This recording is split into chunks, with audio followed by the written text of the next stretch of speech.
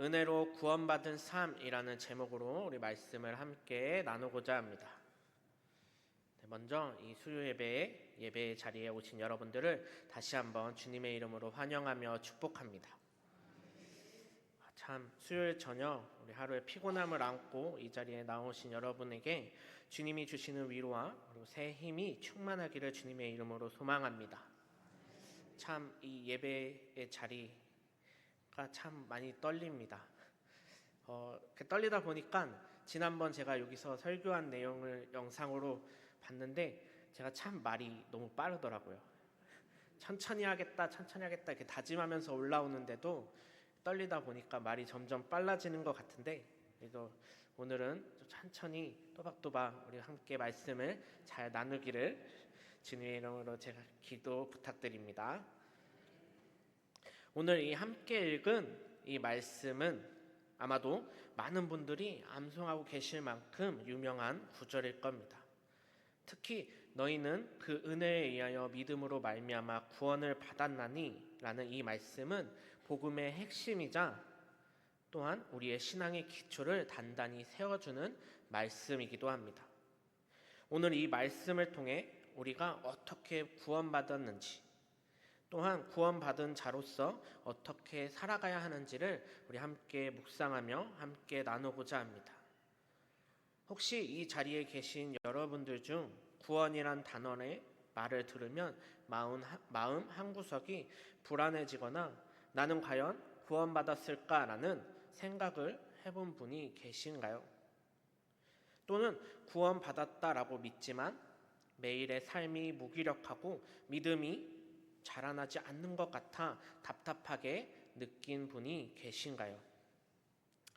만약 그러한 분들이 계신다면 이 시간 우리 함께 말씀을 나누면서 나는 구원받은 존재구나 라는 확신이 굳건해지고 동시에 그 은혜에 합당한 삶을 결단하는 시간이 되기를 간절히 소망합니다. 따라서 오늘 집에 돌아갈 때 우리의 마음속에 나는 하나님의 작품이구나 라는 자부심과 사명이 불타오르기를 기대하며 소망합니다.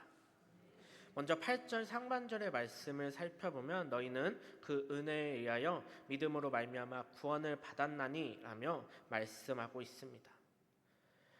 여기서 이야기하고 있는 이 은혜는 받을 자격이 전혀 없는 사람에게 거저주는 호의를 의미하고 있습니다. 우리는 하나님 앞에서 죄인입니다. 로마서 3장 23절의 말씀을 보면 모든 사람이 죄를 범하였음에 하나님의 영광에 이르지 못하더니 라고 말씀하고 있습니다. 또한 에베소서 2장 1절의 말씀을 보면 그는 허물과 죄로 죽었던 너희를 살리셨도다 이야기하고 있습니다. 우리는 죄와 허물로 죽었던 자라 말씀하고 있습니다. 죽은 자는 스스로 일어날 수 없으며 자신의 힘으로는 생명을 회복할 수 없다라는 것입니다. 그렇기 때문에 우리가 이 구원에 이른 것은 부분적으로나 우리의 선행이나 공로에 의한 결과가 아니라 전적으로 하나님의 은혜 때문임을 인정하지 않을 수 없다라는 것입니다. 우리는 자격도 공로도 조건도 없습니다. 그럼에도 불구하고 하나님께서는 우리를 사랑하셔서 그 아들 예수 그리스도를 우리에게 보내주셨고 십자가를 대신하여 죽게 하셨다라는 것입니다. 만약 우리가 누군가에게 큰 빚을 지었다 생각해 봅시다. 그러면 우리는 그 빚을 갚기 위해서 매일같이 밤낮으로 일을 해서 그 빚을 갚으려고 노력할 것입니다. 그런데 어느 날 누군가가 그 빚을 갚아주었다면 어떻게 하겠습니까? 우리가 한 일은 아무것도 없었습니다. 단지 누군가의 호의로 그 빚을 다 갚아주었다라는 것입니다. 사랑하는 여러분, 이것이 바로 은혜입니다. 우리가 한 일은 아무것도 없습니다. 우리는 이 죄라는 빚에 묶여 있었지만 하나님이 예수님의 피로 우리의 그 빚을 다 갚으셨고 우리를 구원해 주셨다라는 사실을 기억하시기 바랍니다. 계속해서 8절의 말씀을 살펴보면 믿음으로 말미암아 이것을 너희에게 낳은 것이 아니요 하나님의 선물이라라고 이야기하고 있습니다. 여기서 믿음은 우리의 행위가 아니라 하나님의 하신 일을 신뢰하고 받아들이는 일입니다. 만약 우리가 병을 고치기 위해 병원에서 의사가 처방해 준 약을 믿고 먹는 것처럼 이 복음을 믿고 받아들여야 한다라는 것입니다. 여기서 중요한 것은 바로 이 믿음을 행위는 대체품이 아니라는 것입니다. 믿음은 내가 뭔가를 성취해야 할 힘이 아니라 이미 이루어진 것을 그대로 받는 통로임을 기억하시기 바랍니다. 따라서 구원은 우리의 노력이나 성취가 아니라 하나님의 은혜를 믿음으로 받아들이는 것임을 기억하시기 바랍니다. 만약 거센 파도 속에서 누군가 물에 빠져 점점 의식이 희미해진 채 바다에 떠 있었습니다. 그리고 그를 구조하기 위해서 구조선에서 구명줄을 그 사람이 있는 근처에 던졌습니다. 그리고 물에 빠진 그 사람은 그 구명줄을 간신히 붙잡았습니다. 그리고 결국 그는 구조선에 의해 그 구명줄에 의해 구조될 수 있었다라는 것입니다. 그의 구원은 그의 팔힘이나 그의 수영 실력에 달려있지 않았습니다. 오직 이 구조대의 결정, 그리고 구명줄의 도착, 그리고 그를 끌어올린 구조대원의 손길이 달려 있었다라는 것입니다. 그는 단지 물에 빠져 있었을 때 던져진 그 구명줄을 그대로 붙잡았다라는 것입니다. 믿음이란 바로 이러한 붙잡음을 의미하고 있습니다. 따라서 이 믿음은 구원의 원인이 아니라 구원을 가능케 하신 이 하나님을 붙드는 수단임을 우리는 기억하기 바랍니다. 따라서 믿음의 본질은 바로 나를 내려놓고 완성된 하나님의 약속을 붙잡는 것입니다. 그리고 하나님의 관계 속에서 자라난다라는 사실을 기억하시는 저와 여러분이 되기를 간절히 소망합니다. 그리고 계속해서 9절과 10절의 말씀을 우리 한 목소리로 우리 함께 읽어보도록 하겠습니다. 행위에서 난 것이 아니니 이는 누구든지 자랑하지 못하게 함이라. 우리는 그가 만드신 바라 그리스도 예수 안에서 선한 일을 위하여 지으심을 받은 자니. 아멘. 이러한 말씀은 구원과 이 행위의 관계를 명확하게 규정하고 있습니다. 구원은 우리의 행위가 원인이 될 수 없습니다. 그러나 참된 구원은 반드시 선한 행위라는 열매를 맺게 한다라는 것입니다. 따라서 선한 행위는 구원의 조건이 아니라 구원의 증거임을 기억하시기 바랍니다. 또한 10절의 말씀을 살펴보면 만드신 바라라는 표현이 있습니다. 이것은 바로 작품 혹은 걸작품을 의미하고 있습니다. 구원받은 우리는 하나님의 걸작품이고 그 목적은 바로 하나님께서 미리 준비하신 선한 일을 이루시는 데에 있다라는 것입니다. 다윗상을 만든 미켈란젤로에게 어떠한 사람은 다음과 같이 질문하였습니다. 당신은 어떻게 그 돌덩이에서 이렇게 아름다운 다윗상을 만들었습니까? 이 질문을 받은 이 미켈란젤로의 대답은 다음과 같았습니다. 이 다윗은 이미 돌 안에 있었습니다. 나는 그저 불필요한 부분을 깎아냈을 뿐입니다. 라고 고백하였습니다. 하나님께서도 마찬가지입니다. 우리를 구원하신 후에 불필요한 부분을 깎아내고 하나님의 형상을 빚어 가신다라는 것입니다. 사랑하는 성도 여러분, 우리는 하나님이 직접 만드신 작품입니다. 그리고 하나님께서는 이미 미리 준비하신 이 선한 일을 위해 우리를 창조하셨다라는 것입니다. 여기서 이야기하는 이 선한 일은 우리의 의지로 만들어내는 일이 아니라 하나님이 이미 계획해 두신 일이라는 것입니다. 즉 우리의 가정, 우리의 직장, 우리의 교회, 그리고 이웃 속에서 하나님이 하시려는 일인 이미 준비되어 있다라는 것입니다.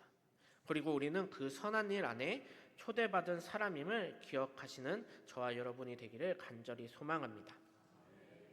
다시 한번 말씀을 정리해 보면 오늘 함께 나눈 이 에베소서의 말씀은 우리에게 몇 가지 중요한 진리를 깨닫게 하고 기억하면 좋겠습니다. 먼저 구원은 전적으로 하나님의 은혜임을 기억하시기 바랍니다. 그리고 구원은 믿음으로 받는다라는 사실입니다. 마지막으로 구원은 선한 일을 위해 주어진다라는 사실을 기억하며 우리의 삶에 깊이 묵상하며 나아가는 저와 여러분이 되기를 간절히 소망합니다. 우리 사랑하는 성도 여러분, 이 구원은 우리의 기분과 우리의 상태에 따라 변하지 않습니다. 하나님 앞에 착한 일을 했다고, 하나님 앞에 잘한 일을 한다고 우리가 구원받는 것이 아니라 나쁜 일을 했다고 혹은 하나님께 잘못한 일을 했다고 우리가 구원받지 못하는 것도 아닙니다. 만약 그런 일이 있다면 그것은 말씀 위에 서 있는 것이 아니라 우리의 감정 위에 서 있게 된다는 것입니다. 하나님은 우리에게 분명하게 이야기하고 있습니다. 우리가 은혜에 의하여 믿음으로 구원받았다라고 이야기하고 있습니다. 그리고 이것이 바로 하나님께서 우리에게 선언하신 사실입니다. 마치 법정에서 판사가 무죄라고 선고하면 그 순간 우리의 신분이 바뀌는 것처럼 하나님이 너는 내 자녀이다 라고 말씀하셨다면 그 관계는 깨지지 않는다라는 것입니다. 따라서 우리가 오늘 어떠한 상황에 있든지 확신하며 나아가시기 바랍니다. 나는 은혜로 구원받았습니다. 나는 하나님의 자녀입니다. 라는 확신을 가지고 죄책감과 두려움에 눌리지 않고 담대하게 주님께 나아가는 저와 여러분이 되기를 간절히 소망합니다. 그렇기 때문에 은혜와 확신하는 사람은 반드시 감사하게 된다는 것입니다. 감사는 은혜를 기억할 때 자연스럽게 나타납니다. 은혜를 잊으면 불평이 나오지만 은혜를 기억하면 감사가 넘친다라는 것입니다. 사랑하는 여러분, 하루를 시작할 때 주님 오늘도 은혜로 살아가게 해주시옵소서라고 고백해 본다면 분명 우리의 하루는 분위기가 달라질 것입니다. 또한 하루를 마무리할 때 주님 오늘 하루도 저를 지켜주셔서 감사합니다라고 고백해 본다면 그 감사가 우리의 마음을 지켜준다는 사실입니다. 따라서 감사는 단순히 말로만 하는 것이 아니라 우리의 태도, 사람을 대하는 표정과 말투, 그리고 섬김에 임하는 자세, 이 모든 것이 하나님께 대한 감사의 표현이 된다는 사실을 깨닫고 기억하시기 바랍니다. 따라서 구원은 끝이 아니라 시작이기도 합니다. 하나님은 우리를 선한 일을 위하여 창조하셨습니다. 우리는 하나님의 걸작품입니다. 그리고 하나님은 이 작품을 그냥 두지 않으신다라는 것입니다. 하나님은 이 작품이 제 빛을 발하도록 그리고 우리의 삶이 다듬고 사용하신다라는 것입니다. 여기서 이야기하는 선한 일은 특별한 것이 아닙니다.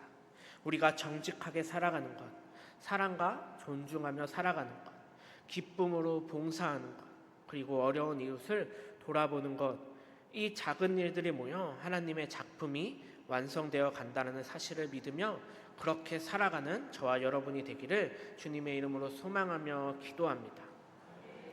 이러한 은혜를 받은 사람의 삶을 살아가는 사람은 다음과 같은 특징들을 나타내고 있다고 합니다.